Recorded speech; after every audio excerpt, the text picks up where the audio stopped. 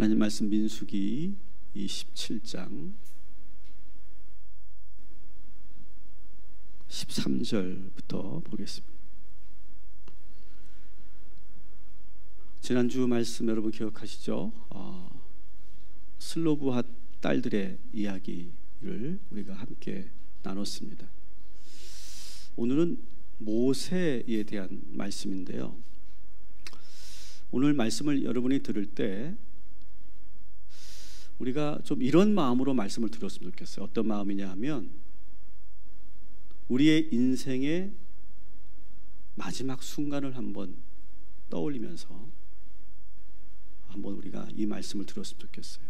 왜냐하면 이 말씀은 모세의 그 마지막, 얼마 남지 않은 그 마지막 날들에 대한 이야기예요. 그래서 오늘 이 모세의 말씀을 들으면서 우리는 아직 살 날이 더 많이 남아있지만 미리 나의 마지막 순간을 한번 묵상하는, 내 인생을 한번 돌아보고 내 앞으로 먼 미래의 그 인생을 우리 한번 다시 바라보는 그런 말씀이다 라고 하는 것을 여러분 먼저 아시고 이 말씀을 들으시면 좋겠어요. 이제 모세가 이 세상에 살 날이 얼마 남지 않았을 때 이야기예요. 우리 먼저 12절 13절 같이 읽겠습니다. 시작. 여호와께서 모세에게 이르시되 너는 이 아브림의 산에 올라가서 내 이스라엘 자손에게 준 땅을 바라보라. 본후에는 내 형 아론이 돌아간 것 같이 너도 조상에게로 돌아가리니. 아멘. 자, 오늘 말씀해 보니까 어느 산에 올라가라? 아바림 산 올라가라. 오늘 우리가 올라갈 장소가 아바림 산이에요. 우리 모두가 지금 다 아바림 산으로 주님께서 인도하셨다. 내 인생의 마지막 얼마 남지 않은 그 시간에 하나님께서 모세를 아바람 산으로 인도하셨던 것처럼 우리를 아바람 산으로 인도하셨다. 이렇게 여러분이 상상하시면서 오늘 말씀을 들으시면 좋겠어요. 자, 아바람 산으로 올라가라 하시고 아바람 산으로 모세가 올라갑니다. 그리고 산 꼭대기에서 뭘 하라고 하냐면, 내가 이스라엘 자손에게 약속한 저 가나안 땅을 쭉 바라봐라. 그래서 아직은 이제 요단 동편에 있기 때문에 가나안으로 들어가지 않았어요. 근데 그 산으로 올라가니까 요단강이 보이고, 그리고 요단강 건너편으로 그 가나안 땅이 쫙 펼쳐져 있는 것이 보이는 거예요. 한참을 하나님께서 보게 하신 후에 저기가 바로 내가 약속한 가나안 땅이다 이렇게 말씀하세요. 근데 여기까지 좋아요. 근데 뭐라고 합니까? 이제 너도 내 형 아론과 같이 조상에게로 돌아갈 것이다. 여러분, 딱 산을 올라갔으면, 딱 그 가나안 땅을 보였으면 어떻게 하는 게 좋아요? 야, 이제 네가 조금 있으면 이 땅으로 들어갈 거야, 이렇게 말하면 얼마나 좋아요. 근데 실컷 보여주시고 나서 뭘 한다고요? 너는 이제 곧 죽을 거야, 이렇게 말씀하시는 거예요. 그러면서 너가 이제 곧 죽을 거야 라고 말씀하시면서 한술 더 떠서 뭐라고 합니까? 너는 여기 들어가지 못하고 아론의 뒤를 따라 죽을 거야. 한마디로 지금 하나님께서 모세에게 뭐라고 말씀하시는 거냐? 따라합시다. 너는 여기까지다. 여러분 어떨까요? 모세의 입장에서 너는 여기까지야. 참 서운할 것 같아요. 그죠? 넌 여기서 멈추는 거야. 여기까지야. 여러분, 모세의 입장에서 여러분, 모세가 어떻게 살았어요? 여러분, 미디안 광야에서 그 떨기나무의 그 불을 보면서 하나님을 만난 이후로 40년 동안 정말 혼신을 다해서 이 이스라엘 백성들을 이끌고 그 가나안 접경 지역 이 모압까지 왔잖아요. 그 여정 여러분 아시잖아요. 이게 얼마나 힘든 그런 여정이었어요. 정말 많은 어려움들이 있었고, 여러 번 목숨도 잃을 뻔했고, 리더십의 그 위기도 수없이 겪었지 않았어요? 잠시도 쉬지 않았어요, 모세는요. 그래서 탈진해서 쓰러지기도 했었고요. 40주 40야를 그 산 꼭대기에 올라가서 금식 기도하면서 그렇게 기도했던, 그러면서도 이 마음은 어땠어요? 항상 이스라엘 백성들이 속이 썩이니까 너무 화가 나서 그냥 버럭 화를 냈다가도 어느 때 너무 슬퍼서 그냥 아무것도 할 수 없이 무기력해서 그냥 위축되어 있다가 막 그 감정은 막 그냥 천국과 지옥을 왔다 갔다 하면 널뛰듯이 그렇게 살지 않았어요? 병 안 든 게 다행이죠. 병 안 걸린 게. 그러면서 하나님과 이스라엘 백성들 사이에서 항상 긴장해 있잖아요. 계속 막 눈치 보고, 하나님 눈치 보고, 저 백성들 막 안타까워서 막 어떻게 할 줄 모르고 항상. 그래서 막 설득시키고, 막 이스라엘 백성들 설득시키고, 하나님께 기도하면서 그래도 하나님 한 번 또 기회를 달라고 막 그렇게 부르짖기도 하고, 왔다 갔다 하면서 얼마나 지금 이 40년을 그렇게 살아왔냐고요. 하나님께서 정말 이 모세를 그렇게 모든 40년의 그 상황을 보신다면 지금 이렇게 말씀하시면 안 되는 거 아니에요?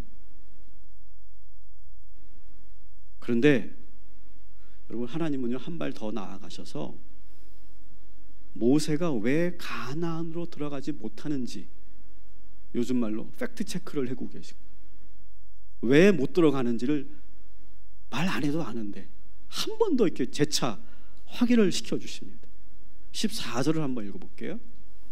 이는 신 광야에서 회중이 분쟁할 때 너희가 내 명령을 거역하고 그 물가에서 내 거룩함을 그들의 목전에 나타내지 아니하셨음이니 이 물은 신 광야 가데스의 무리바 물이니라. 아멘. 자, 이 이야기는 어디 이야기예요? 무리바 사건 이야기인데 민수기 20장에 나오는 이야기예요. 민수기 20장에 이스라엘 백성들이 또 물이 없으니까 막 또 하나님을 원망하고 모세를 공격해요. 이때 막 공격을 받고 엎드려서 쓰러져 있을 때 하나님께서 모세에게 이렇게 명령합니다. 우리 20장 8절을 한번 읽어볼게요. 시작. 지팡이를 가지고 내 형 아론과 함께 회중을 모으고 그들의 목전에서 너희는 반석에게 명령하여 물을 내라 하라. 내가 그 반석이 물을 내게 하여 회중과 그들의 짐승에게 마시게 할지니라. 아멘. 자, 다 모아놓고 반석에게 명령을 해서 물을 내라, 이렇게 명령하세요. 자, 모세는 하나님의 명령대로 그 반석 앞에, 바위 앞에 회중들을 모아놓고 이제 그대로 합니다. 10절 11절 같이 읽어볼게요. 모세와 아론이 회중을 그 반석 앞에 모으고 모세가 그들에게 이르되 반역한 너희여 들으라. 우리가 너희를 위하여 이 반석에서 물을 내려 하고 모세가 그의 손을 들어 그의 지팡이로 반석을 2번 치니 물이 많이 솟아나오므로 회중과 그들의 짐승이 마시니라. 아멘. 아멘. 자, 8절과 지금 10절 11절 말씀 문제가 있어요. 자, 물이 나왔어요. 그래서 회중들도 다 먹고 마시고 짐승들도 다 마시게 됐어요. 얼핏 보기에 전혀 문제가 없어요. 근데 하나님은 이 사건을 보시고서 아주 모세에게 무서운 징계를 내리세요. 바로 그 뒤에 절 12절 읽어볼게요.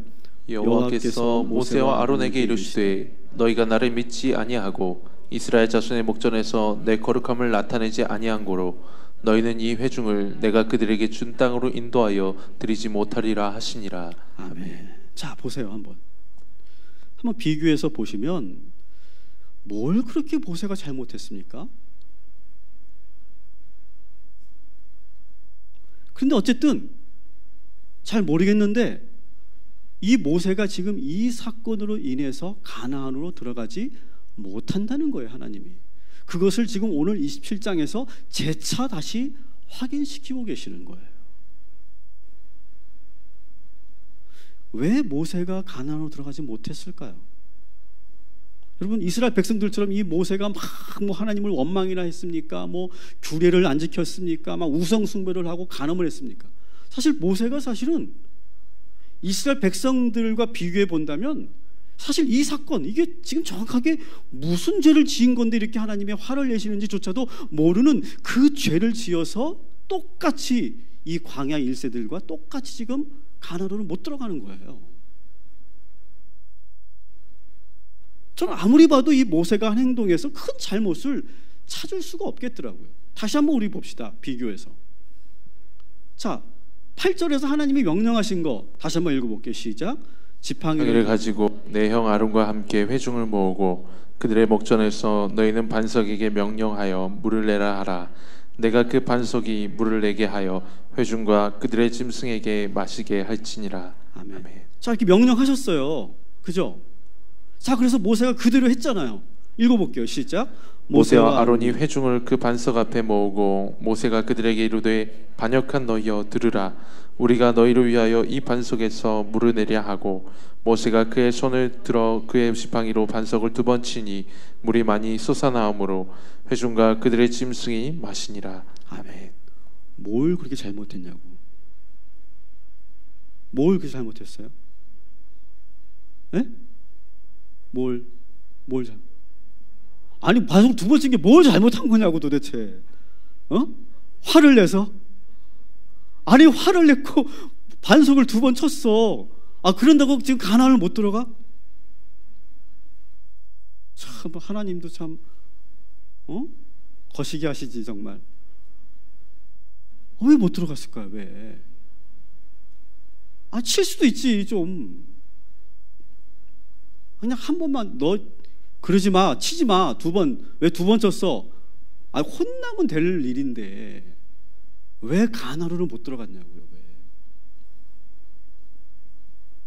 참 저도 그냥 넘어갈 수가 없는 거예요. 이게 그냥 하나님이 화나셨나 보다. 하나님이 뭔가 지금 우리는 모르지만 뭔가 지금 심각한 죄를 모세가 졌나 보다. 우리가 그렇게 생각하는 거지만 사실은 아무리 이해하려고 해도 왜 가나안으로 모세가 들어가지 못할 만큼의 죄인가를 찾기가 참 어려워요. 그래서 저는 이 말씀을 계속 묵상한 거예요. 여러분, 말씀 읽을 때 그냥 넘어가지 마세요. 대충 하나님이 하라고 하셨으니까 한다 보지 뭐 하고 넘어가지 말고 한번 따져 물어보시라고. 그걸 하나님한테도 물어보시라고. 왜 그러셨냐고. 왜? 아니, 이게 2번 친 게 뭐 화가 좀 날 수도 있죠. 너무 또 심하게 따지면 안 되고. 자, 제가 이해한 건 그래요. 본문을 잘 보시면 하나님은 이스라엘 백성들 다 불러 모은 후에 뭐라고 합니까? 그 반석 위에다가 그 바위에다가 명령을 하라고 하세요. 명령. 근데 모세는 어떻게 했어요? 지팡이를 들고 반석을 2번 쾅 내리쳤어요. 그러니까 여러분 답은 맞았어요. 근데 왜 그러면 이것이 큰 문제인지를 우리가 알아야 된다는 거예요. 하나님 말씀 어디에도요 지팡이로 반석을 치라는 말씀은 여기에 나오지 않아요. 그런데 모세는 뭘 했다고요? 이 지팡이를 사용했어요. 사용. 이게 왜 문제일까요? 여러분, 영적 지도자들이 혹은 성령 사역을 하시는 분들이 가장 많이 유혹에 빠지고 실수하는 것이 뭔지 아세요? 겉으로는 하나님의 능력을 행한다고 하면서 이 모든 그 결과가 나타날 때 아마 그런 거 여러분 경험해 보셨을 거예요. 놀라운 그런 역사들이 나타날 때 하나님이 기억나지 않고 그때 그 목사님이 기억나거나 그때 그 사역이 기억날 때 있어요, 없어요? 야, 어느 목사님에게 내가 기도받았더니 나았어. 엄밀하게 말하면 그 병은 누가 고치신 거예요? 하나님이 고치신 건데 누가 기억난다고요? 목사님이 기억나요. 다시 말하면 하나님이 아니라 사람이 자꾸 떠오른다는 거예요. 자, 이 모세의 행위도 여러분 잘 보세요. 모세가 어떻게 했다고요? 지팡이를 탁 든 거예요. 백성들 다 보이는 데서. 그리고 이 지팡이를 가지고 반석을 2번 탁 치니까 어떻게 반석에서 샘이 확 터져서 물이 막 콸콸콸 쏟아지는 거예요.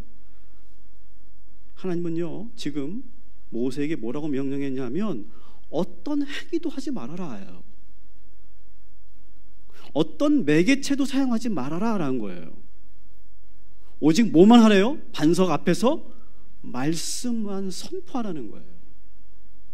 하나님의 말씀으로만 명령하라는 거예요. 그런데 모세는 지팡이를 2번 내려치니까 백성들은 물이 쏟아진 걸 보고 뭐만 보이는 거예요? 야, 모세 대단한 능력을 갖고 있네.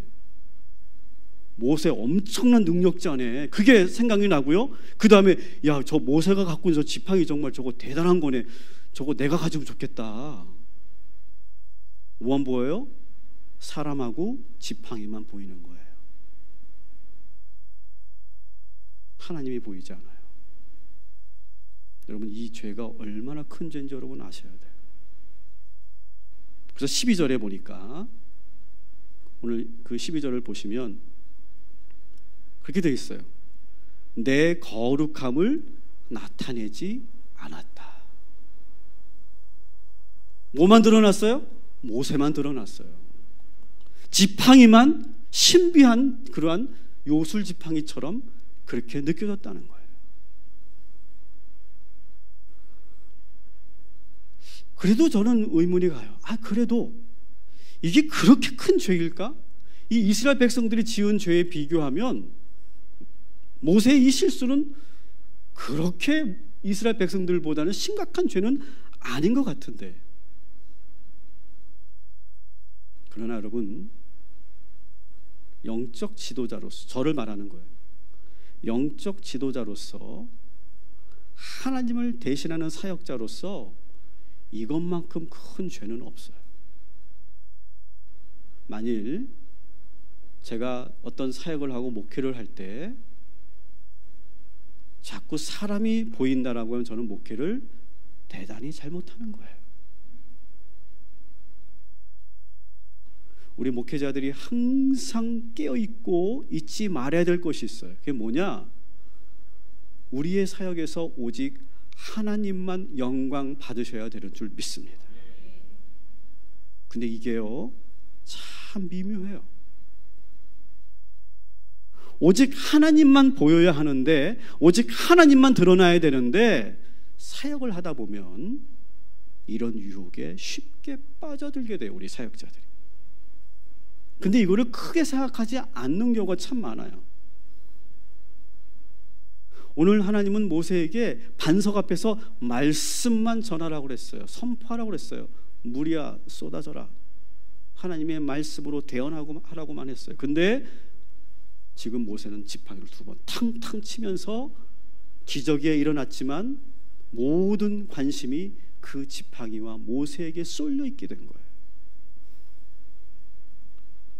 여러분, 그래서 이 사역자들이 여러분이 잘 분별해야 돼요. 앞으로 이제 그래서 진짜와 가짜를 구별할 때 사역자들을 놓고, 저도 잘못될 가능성이 얼마든지 있는 거거든요. 그래서 어떤 목사님은 안찰의 능력이 있대. 안찰. 그래서 어느 수도원 나올 뻔했어. 그 수도원 이름이 어느 수도원 가면 안찰이 거기서 시작됐거든요. 안찰이 안찰이 그냥 막 해서 귀신이 쫓긴 받고, 그 목사님 기도 받으면 막 모든 그런 놀라운 역사가 나타나. 어떤 목사님 같더니 막 어떤 막 독특한 행위를 하시는데, 막 옛날에 왜 그런 기도원에서 막 그런 거 있었잖아요. 막 그 안술도 아니고 안찰도 아니고 뭘로 확 긁으니까 피가 팍 터져, 등에서. 피를 턱 찌르니까 한 번 탁 치니까 막 그냥 거기서 아멘 하면서 막 병이 낫고 막 그러는데, 뭘 긁는지 모르겠습니다만 그렇게 했더니 병이 낫더라. 그 전도사님한테 기도를 그렇게 받았더니 병이 낫더라. 어떤 독특한 그런 사역자들이 어떤 행위를 꼭 한다든지, 그리고 병이 나온 증거를 막 사람들에게 보이는 거예요. 자, 오늘 이 집회에서 하나님께서 병을 고치셨는데 나온 분들 다 일어나시라고.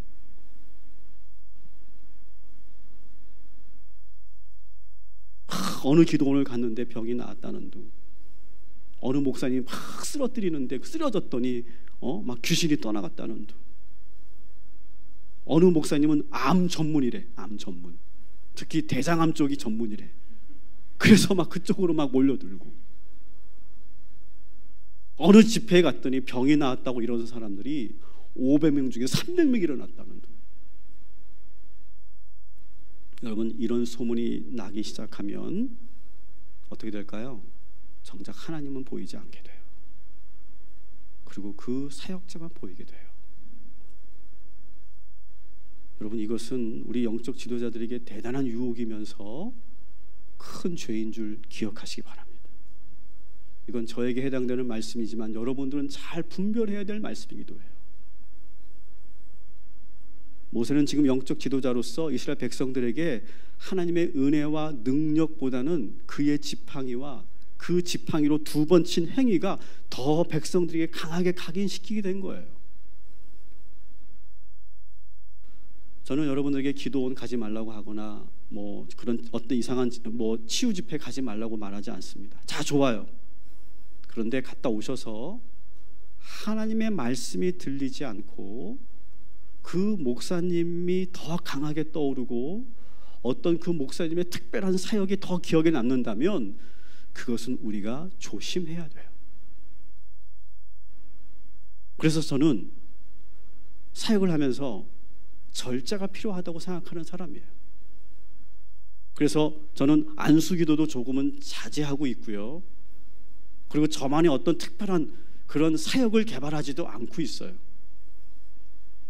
그리고 어떤 표적이 나타나고 어떤 치유가 일어나는지 회중들 앞에서 그 증거를 보여주거나 공포할 마음도 없어요. 저는 이렇게 하면 제 영적 리더십이 더 강해질 수 있어요. 하지만 그렇게 되면 모세와 같은 커다란 우를 범하게 되는 거예요.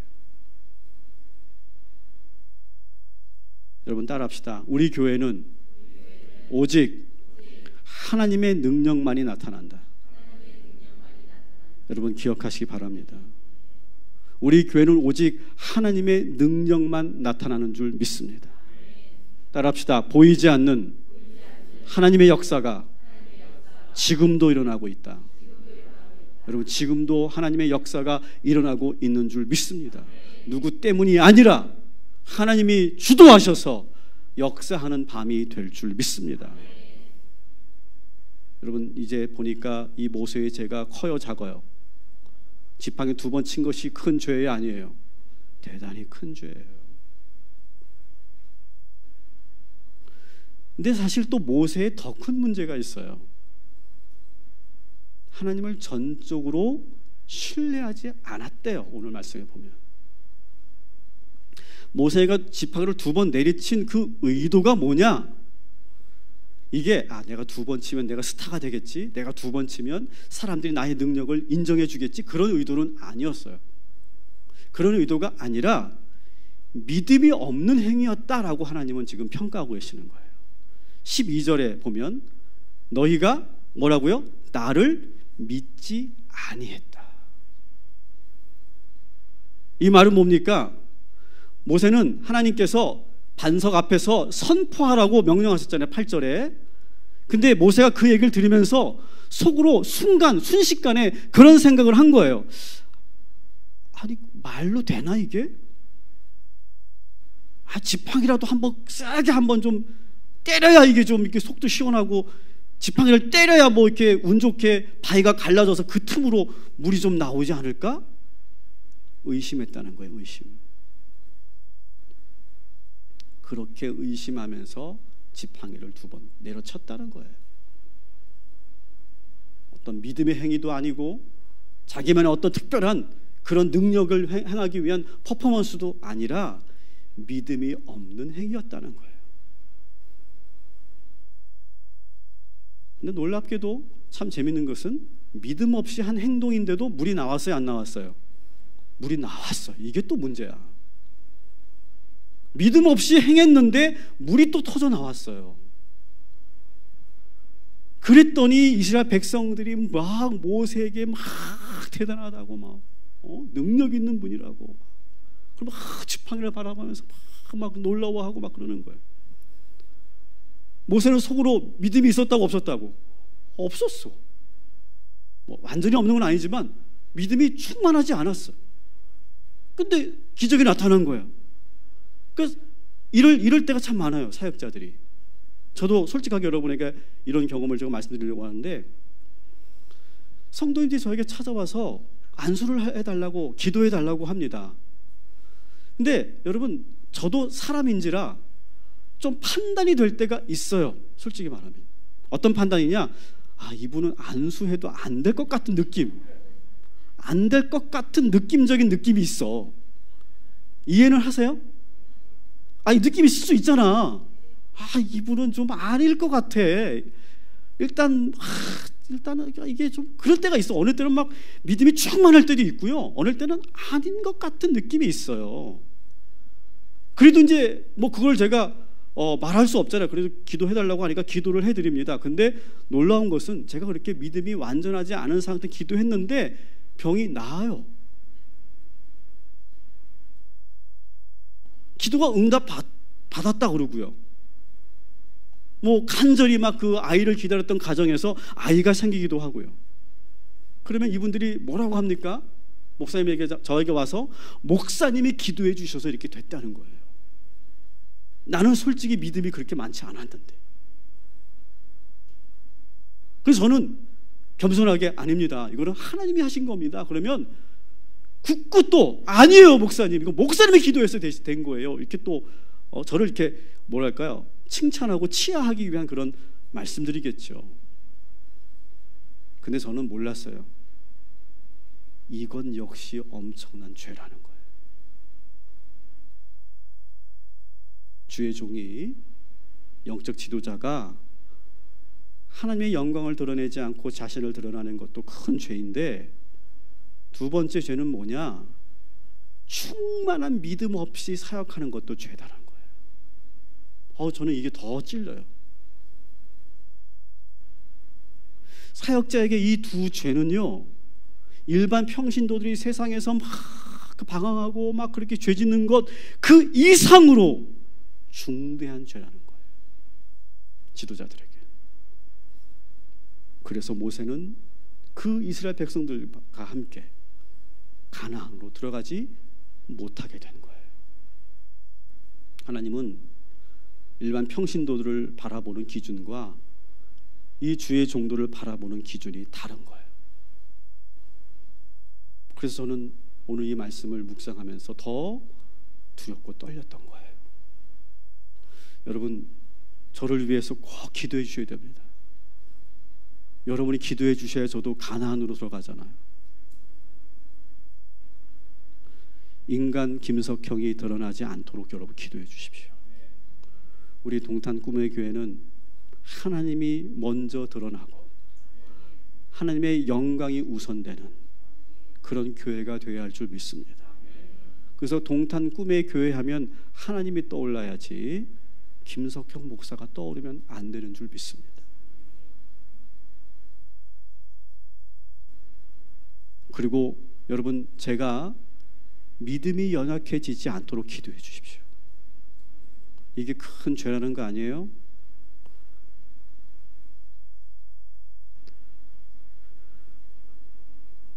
어제 제가 제 모교였던 감리교 신학대학에서 이제 19학번 1학년들이죠. 1학년들 수업 시간에 선배들을 이렇게 초청해서 목회 현장 이야기를 이렇게 하는 그런 시간이 있어서 제가 1시간 정도 뭐 강의라기보다 이야기를 하고 왔어요. 우리 후배들에게. 제가 이렇게 물어봤어요. 요즘 시대에 여러분 개척교회가 될까요, 안 될까요?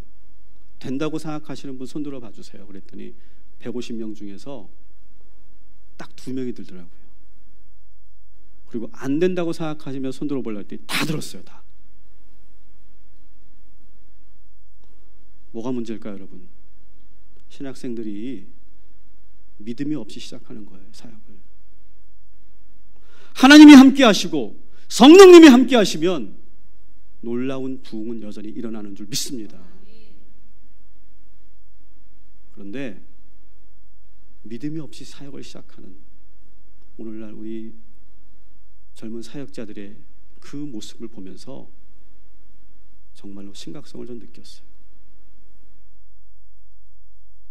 여러분, 오늘 믿음의 기도를 하시기 바랍니다. 긴가민가한 기도하지 마시고 분명한 믿음의 기도를 여러분 할 때 그대로 되는 줄 믿습니다. 자, 이렇게 모세에게 이렇게 매몰차게 말씀하신 하나님 앞에서 여러분, 모세가 이렇게 말씀하셨어. 너는 못 가, 너는 못 들어가, 그리고 너는 이러이러한 죄를 졌기 때문에 너는 못 들어가는 거야, 알았지? 이렇게 딱 했을 때 저라면, 제가 모세라면 저는 한 번 그래도 변론의 시간을 좀 달라고 제가 말하고 싶어요. 하나님, 죄송합니다. 제가 큰 죄를 지었고 저의 죄를 용서해 주십시오. 그러나 한 번만 더 생각해 주십시오. 한 번만. 하나님, 제가 40년 동안 얼마나 열심히 살았습니까? 미디안 광야를 나와서 죽도록 충성했고, 그런데 이 한 번의 실수로 제가 가나안에 들어가지 못한다면 이건 좀 너무 가혹하지 않습니까? 주님, 한 번만 저에게 더 기회를 주십시오. 아니, 잠시라도 좋으니까 내가 그냥 1박 2일로라도 내가 그냥 가나안에 들어가도 좋으니까 하루라도 내가 그 땅에서 하루만이라도 내가 머물게 하여 달라고. 만일 그렇게 하지 않으면 넌 아마 눈도 못 가볼 거라고. 그렇게 한 번쯤은 변론할 만하네요. 근데 모세는요, 그렇게 다시 구하지 않아요. 안 돼, 알았지? 너는 못 들어가고 너는 이런 죄 때문에 못 들어가는 거야 라고 하나님께서 말씀하시고 나서 바로 모세가 하는 말을 한번 들어보십시오. 15절부터 17절 같이 읽어볼게요. 시작. 모세가 여호와께 여짜와 이르되, 여호와, 모든 육체의 생명의 하나님이시여, 원하건대 한 사람을 이 회중 위에 세워서 그로 그들 앞에 출입하며 그들을 인도하여 출입하게 하사 여호와의 회중이 목자 없는 양과 같이 되지 않게 하옵소서. 아멘. 저는 모세가 참 대단한 게, 모세는 이 하나님이 하신 말씀을 겸허하게 받아들여요. 그리고 하나님의 이 원칙과 기준에 아멘 하고 순종하는 거예요. 하나님에게 그 어떤 서운한 감정도 느껴지지 않아요. 대신 뭐라고 합니까? 오히려 이제 그렇다면 하나님, 이제 우리 백성들이 가나안으로 들어갈 때, 그 가나안으로 들어갈 때 꼭 필요한 새로운 지도자를 세워달라고 요청해요. 모세는 자리에 연연하지 않고 이제 하나님의 뜻을 알았으니, 여기까지가 저의 역할이라는 것을 알았으니 이제 하나님 새로운 지도자를 직접 세워주십시오 라고 요청해요. 여러분, 사실은 모세의 후계자 문제는요, 모세에게는 두 아들이 이미 있었거든요. 세습할 수도 있었어요. 아니면 자기하고 잘 맞는 후계자를 자기가 세울 수도 있었어요. 여러분, 그래서 여러분 우리나라 정부 대통령들도 그렇고 모든 조직에서 후임자를 세울 때 전임자가 자기에게 유리한 사람을 세우려고 하지 않습니까? 그래야 자기 이름이나 자기 업적이나 자기 명예를 지킬 수 있기 때문에. 근데 모세는 전혀 이런 것도 하지 않아요. 오직 하나님이 세워달라고 말해요. 모세가 후계자를 세울 때 두 가지를 강조하는 거예요. 따라합시다. 하나님이 직접 세우소서. 하나님이 직접 세워주십시오. 추천도 하지 않아요. 모세는 자기 리더십을 세습하지 않았어요. 혈통에 따르지도 않았어요. 그렇다고 오늘 현대사회 민주주의처럼 백성들이 투표를 하거나 여론조사를 한 것도 아니에요. 누가 세웠어요? 하나님이 직접 세웠다라고 하는 거예요. 사람의 마음에 드는 지도자가 아니라 하나님 마음에 드는 지도자를 세우는 거예요. 저는 오늘 이 말씀을 묵상하고 설교 준비하면서, 그리고 오늘 제가 이 강단에서 제가 분명하게 선언합니다. 제가 이 동탄 꿈의 교회를 개척했다고 해서 제가 세습을 하거나 제 뜻에 맞는 지도자를 세우지 않겠습니다. 그렇다고 여러분들이 투표해서 여러분의 인기 투표로 저는 뽑을 마음도 없어요. 그 방법과 절차는 아직 우리가 고민할 단계는 아니기 때문에 그러한 자세한 내용은 우리가 여기서 얘기할 것이 적절치 않지만, 분명한 원칙은 뭐냐? 하나님이 기뻐하시는 지도자가 이 동탄 꿈의 교회 저의 후임자가 될 줄 믿습니다.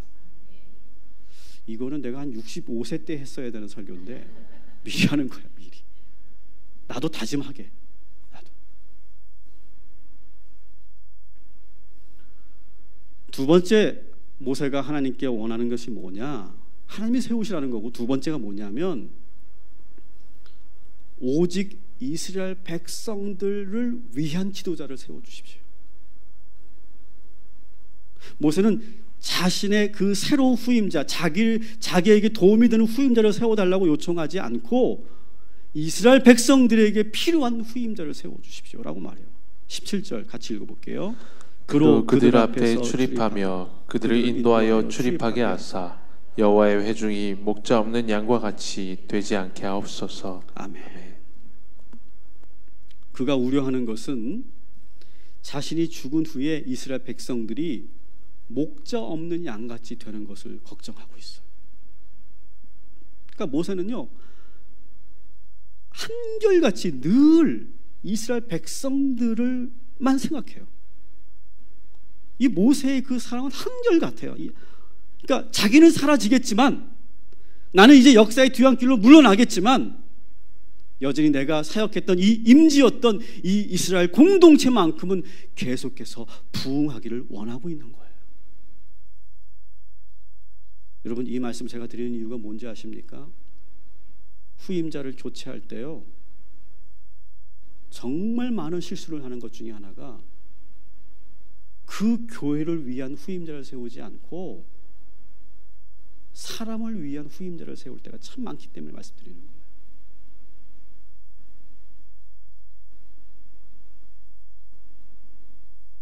여러분, 그러나 왜 그러면 우리 은퇴하시는 목사님들이 왜 그런 일들을 벌이게 될까요? 저는 무조건 비판만 할 게 아니고, 저는 한번 우리가 이해해보는 시간을 가지면 좋겠어요. 자신의 모든 인생을 여기에 다 쏟아붓잖아요, 이 교회에. 그죠? 모든 인생의 모든 것을 다 쏟아붓고 자신의 지대까지 다 쏟아붓는 거예요. 그러다가 갑자기 사라져야 된다. 이건 대단히 힘든 일입니다, 여러분. 이거 정말 힘든 일이에요. 너무너무 고통스러운 거예요. 지금 한국교회가 지금 목회 1세대 목사님들이 물러나면서 교회가 많은 그런 진통을 겪고 고통을 겪고 있잖아요. 원로 목사님과 새로 부임한 그 목사님 사이의 그 갈등이 지금 대단히 심각하잖아요. 저는 그래도 이 진통 속에서 점점점 우리 한국교회가 스스로 자정 능력을 저는 갖게 될 거라고 좀 믿어요. 하지만 아직은 우리가 경험이 없으니까 지금 많은 시행착오를 하고 있는 거라고 저는 생각해요.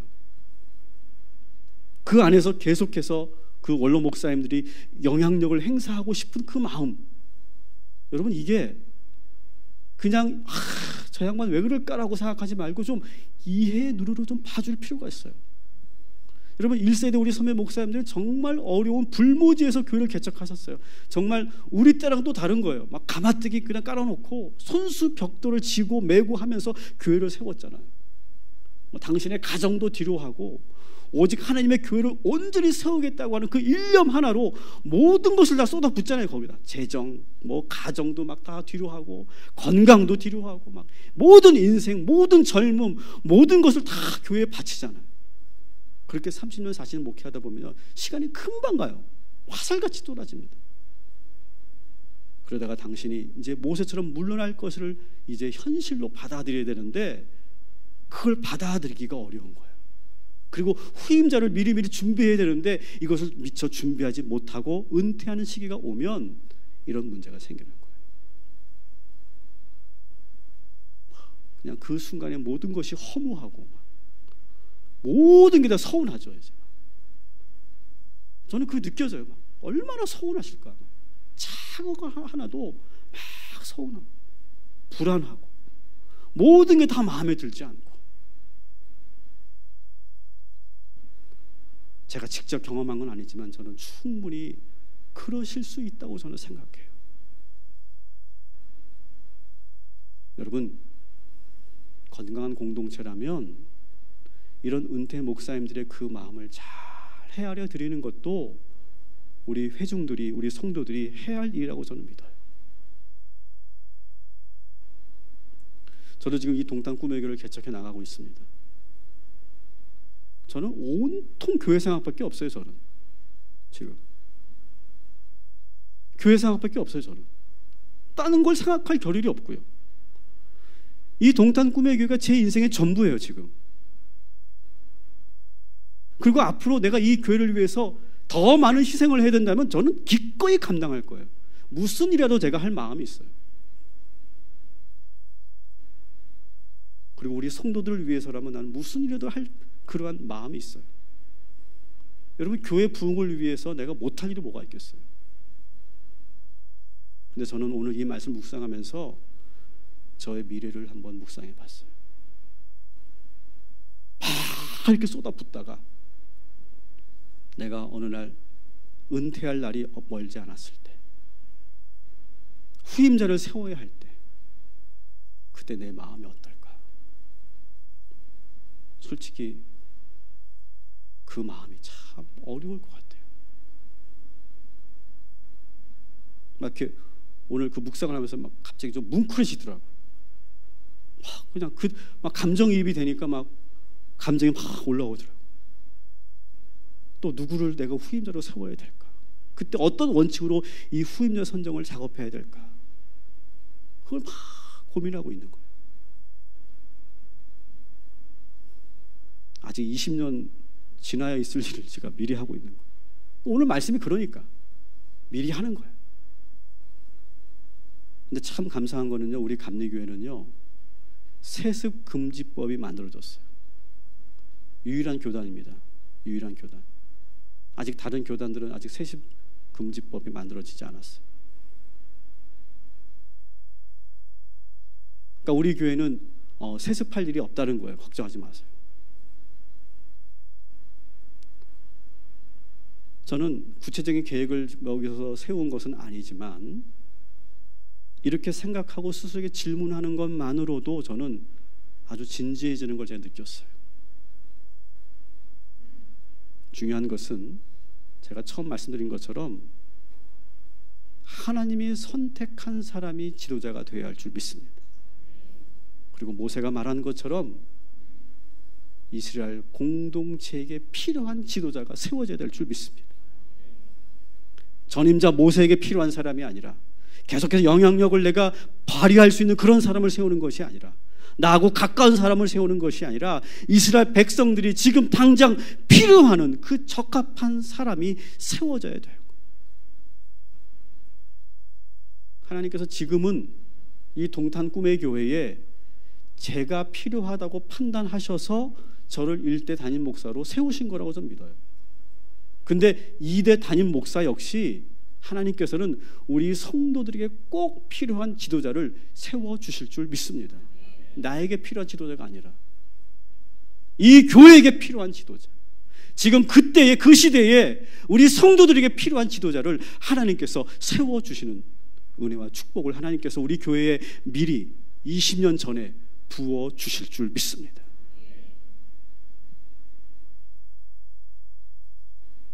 말씀을 정리합니다. 따라합시다. 여기까지입니다. 여러분, 이것은 모세에게만 해당되는 말씀이 아니라 우리 모두에게도 해당되는 말씀인 줄 믿으시기 바랍니다. 여러분, 우리도 인생을 살다가 어느 순간 멈춰야 할 때가 있어요. 멈춰야 할 때가 있어요. 죽을 때까지 내가 그냥 움켜쥐고 집착하고 그걸 놓지 못하고 미련을 가지면 여러분, 그때 말년에 지금까지 잘 살아오시다가 말년에 어려움을 당하는 그런 분들이 얼마나 많이 있습니까, 여러분?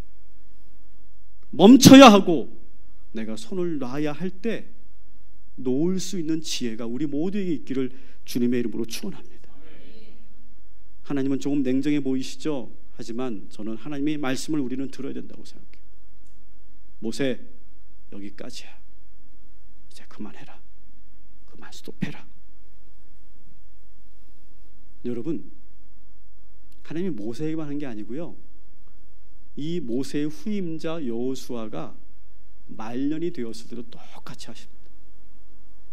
여호수아 13장 1절 7절 말씀을 같이 읽으시면 시작. 여호수아가 나이 많아 늙음에 여호와께서 그에게 이르시되 너는 나이가 많아 늙었고 얻을 땅이 매우 많이 남았니도다. 너는 이 땅을 9지파와 므낫세 반지파에게 나누어 기업이 되게 하라 하셨더라. 아멘. 좀 하나님은 좀 너무 좀 직설적이셔. 나이 먹은 거 알고 있거든, 여호수아. 하나님이 지금 기분 나쁘라고 하는 말씀이 아니에요. 그 현실을 받아들이라는 거예요. 저는 우리 서건사님 아멘, 그 아멘이 되게 오래 여운이 남을 것 같아요. 우리 모두 아멘 합시다. 아멘. 하나님이 우리에게 그렇게 말씀하실 때가 있을 거예요. 여호수아에게 하신 것처럼. 넌 많이 나이 먹었다. 너 많이 늙었다. 이제 그만해라. 여호수아 입장에서는요, 지금 가나안 정복을 다 못했어요. 지금 조금만 더 하면 될 것 같아. 조금만 더 하면. 그래서 그런 마음이 있는 거거든. 근데 하나님이 그 마운드 위에서 이제 코치가 올라와가지고 그 공을 뺏는 거예요. 이제 내려가. 그럼 그때 투수들이 어떻게 합니까? 한 번만 더 던지겠다. 막 그러잖아요. 거기서 막 그러다가 막 그래도 코치가 내려가라고 하면 어떻게 합니까? 글러브 확 내팽겨치고 막 하면서 막 내려가잖아요. 그러면서 정복은 그만해라. 그리고 뭐 하라고 합니까? 이제는 그 땅을 잘 분배해라. 새로운 미션을 주시는 거예요. 그러니까 끝나는 게 아니라 나이 먹었다고 이제 너희들은 이제 아무것도 하지 말고 뒷방 늙은이가 되라는 게 아니라 새로운 미션을 주시는 거예요. 저는 우리 교회 권사님들 하나님께서 새로운 미션, 새로운 선교를 주시는 줄 믿습니다. 그걸 또 순종하면 되는 거예요. 우리는.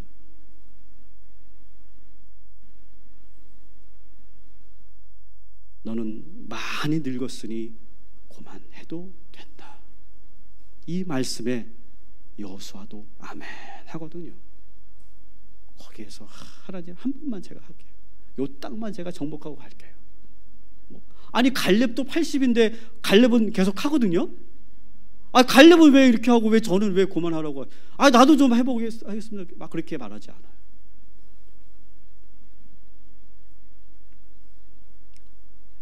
아멘 하시기 바랍니다. 그날이 오면.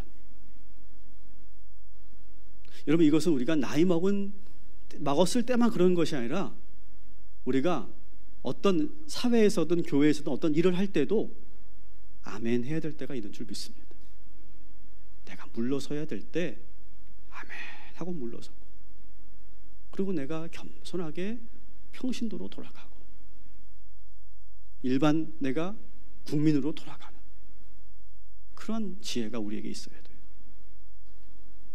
두 번째 우리가 기억해야 될 것은 내 이름이 아니라 하나님의 영광을 위해 살아가시기를 주님의 이름으로 축원합니다.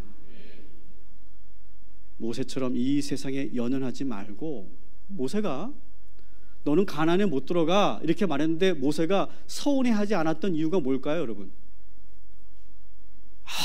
하나님이 어떻게 나한테 이러실 수 있지? 그렇게 하지 않았고 그것을 아멘 한 이유가 뭘까요? 더 좋은 나라로 가잖아요. 지금 더 좋은 하늘나라로 가잖아요. 가나안 땅 비교할 수도 없는 더 좋은 곳으로 우리 간다는 거예요. 모세는 그렇기 때문에 아멘 할 수 있었던 거예요. 여러분, 그리스도인들은 죽음을 두려워하지 않고 은퇴를 두려워하지 않습니다. 우리는 천국의 소망을 갖고 있는 줄 믿습니다. 그래서 오늘은 우리가 내 인생을 돌아보고 내 인생의 마무리를 한번 어떻게 해야 될지를 한번 그려보는 그런 기도를 우리가 함께 했으면 좋겠어요. 그래서 우리가 이제 여러분들에게 기도로 인도할 때 여러분의 앞으로의 10년, 20년 혹은 젊은 분들 30년 후에 나의 그 마지막 모세와 같은 그러한 마지막 순간이 왔을 때, 하나님께서 나를 아바림 산으로 올라가라 했을 때 그 산 위에서 내가 무엇을 봐야 하고 어떻게 살아야 하는지를 우리가 묵상하는 시간을 갖기를 원합니다. 여러분, 오늘 시간 하나님께서는 우리를 아바람 산으로 인도하셨어요. 아바람 산 꼭대기에 올라가니까 요단강이 흐르고 있습니다. 저 멀리는 가나안 땅이 있어요. 우리가 아직 건너가지 못한 땅, 내가 아직 성취하지 못한 것, 내가 그렇게 갈구하고 꿈을 꿨으나 내가 이루지 못한, 그래서 항상 내 마음속에 응어리가 되고 한이 되고 아쉬움으로 남는 그 가나안 땅. 그런데 오늘 하나님께서는 모세에게 또 우리들에게 말씀하십니다. 여기까지가 너의 여정이었다. 여러분, 우리는 아직 젊기 때문에 우리는 가야 할 길이 많습니다. 그런데 왜 우리 젊은 우리들에게 미리 왜 이 아바람 산으로 올라가라고 하셨을까요? 여러분, 우리가 살면서 지금 이것이 내 인생의 전부라고 생각하는 것들이 있죠. 여기에 혼신을 쏟아붓고 내 인생의 모든 것을 걸고 여기에 나의 뼈를 묻고 나의 모든 것을 쏟아붓는 것들, 여러분, 이러다 보면 우리가 말년에 이것을 놓지 못할 때가 많아요. 그것을 내가 꽉 붙잡고 누구도 주지 못하고 내가 그것을 미련에 남고 그러면서 이루지 못한 것에 대해서 늘 절망하고 실패감을 느끼며 살아가는 그런 인생을 살지 말라고 우리에게 먼저 이 아바람 산으로 오르게 하여 주신 줄 믿습니다. 여러분, 이 높은 아바람 산에서 여러분의 인생을 돌아보시기 바랍니다. 여러분, 지금까지 어떻게 살아오셨습니까? 어떻게 여기까지 오셨습니까?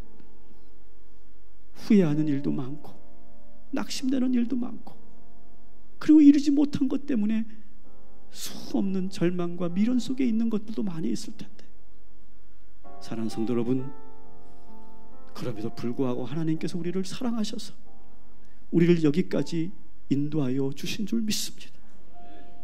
오늘 우리는 산 꼭대기 정상에서 산기도를 한다고 여러분 상상하십시오.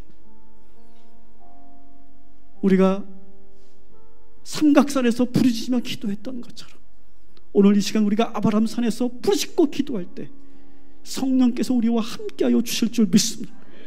그래서 우리에게 새로운 것을 보게 하시고 그리고 우리가 인생을 살면서 놓치고 있는 것을 보게 하시고, 이제 내가 사랑하며 살리라, 내가 이제 기도하며 살리라, 내가 주를 위해 살리라, 내가 인생에서 새로운 것을 내가 도전하며 살리라, 내가 놓치고 있는 것을 다시 시작하리라.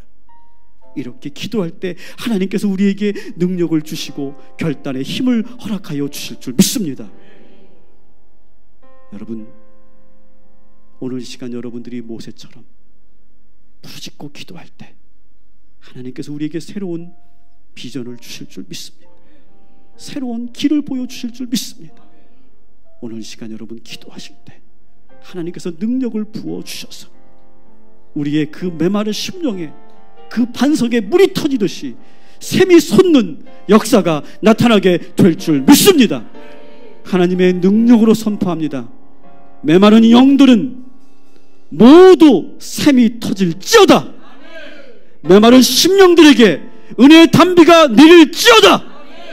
메마른 우리의 심령에 꽃이 피고 생명력이 움트게 될지어다. 말씀만으로 우리는 새로워질 줄 믿습니다. 오늘 우리 두 손 높이 들고 우리 주여 세 번 부르짖고 오늘 주신 말씀 붙잡고 함께 기도하겠습니다. 주여!